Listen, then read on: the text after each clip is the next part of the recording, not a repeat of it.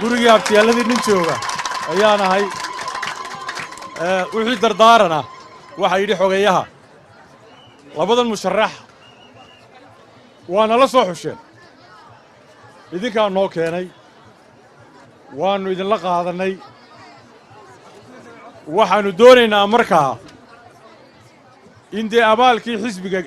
celisaan oo labadaa nin soo saartaan anuu sannadkii hore khasaarihii dhacay abtiyaalladee waan kala xumaaday tale waan ka bixiyey waan isbarraxayaa xasan ciise iyo suldaan cumarba waan u tegey waan war meesha wax ka qabta ilaahay kama dhigin maantaynu dawadeedii maantaynu hellay oo idinkoo midaysan oo soo tashaday oo meel wax soo dhigtay ayaa xisbiga u timaadeen guubaabana waxay ugu filan aniga dee cunaadan kacyara ay dhashay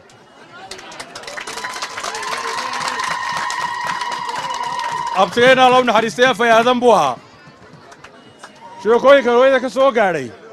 sheekooyinkii hawdka casarkii soo sogsuna xorin jirtay yaa samanaay tii maanta waa la gaadhay labadaa nin ee qiimaha leh oon ku hanweynay labaduba labada golay tagaan inay ka dhex muuqan doonaan inaydaan waxba kala hadhin waa haysaan codkii taladii waa haysaan in sidaa uu sheegay khadar ay casarkaba soo boodaan oo waxooda la hayo codka la rabaa waa ilaa dhowr iyo 10,000 10,000 iyo wax ka badanba dee markii horaa la keenay markii la jabay yaa 10,000 iyo wax ka badanba waa la keenay maanta waa tiyoo lasii labanlaabo rag mudakaraa keenteen idinkaa soo xulay xisbiguna wuu idinla qaatay xisbiguna abaalkii buu sugayaa markay taasi inaga dhammaato tii 2022 baa inoo taalla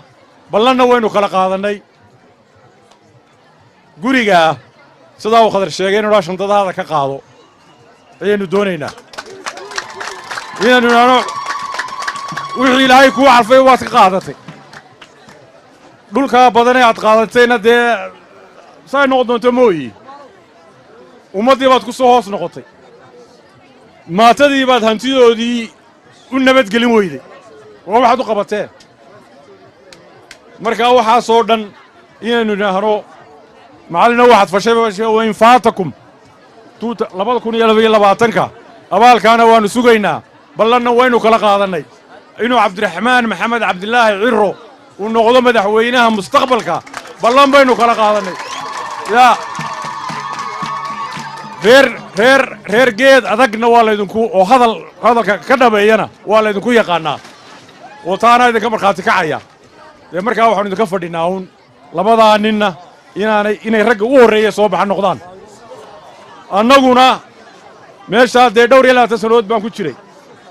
isfaanin maayo waxna way naga xumaadeen waxna waa hagaajinnay laakiinse intaynu hagaajinnay inaan la daba fadhiisoon u sheego oon uga digo meelaha khaladku ka dhici karo waa la soo doonan doonaa waa la xodxodan doonaa waa la marti qaadi doonaa laakiinse nin waxaa dee ka yeelaya ma aha ninku markuu isku filan yahay sidaa uu khadar sheegay xildhibaanada baahi baa lagu kaxaystaa baahi ayaa lagu kaxaystaa markaa ninku markuu isku filan yahay aakhiradiisuna uu tuudhanayo dee cidina waxba ka qaadi mayso markaa abtiyaal waxaan idin leeyahay guulaysta waan idin ogahay waa soo tashateen talo wanaagsan baa soo gaadheen waa isnidaamiseen odayaal wanaagsan baa leedihiin faankaasna de waa ii dheeraad oo abtiyaalladay waan idinla leeyahay markaa waannu idinka tegaynaa meelo kaleaannu maraynaa hawshiinna iska wata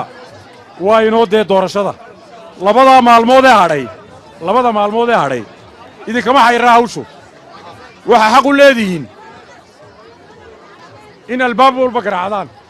in taageerayaashiinna baraarujisaan in maalintaa soo qaadaan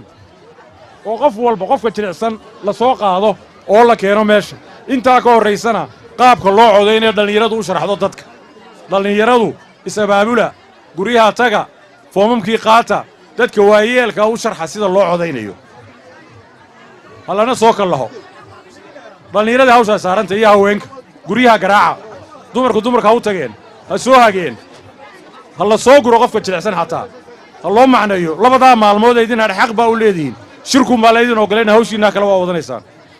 waxaanan ka cudur daaranayaa meelo kale aanu maraynaaye hawshiinana iska wata wasalaamu calaykum waraxmatullahi wabarakaatu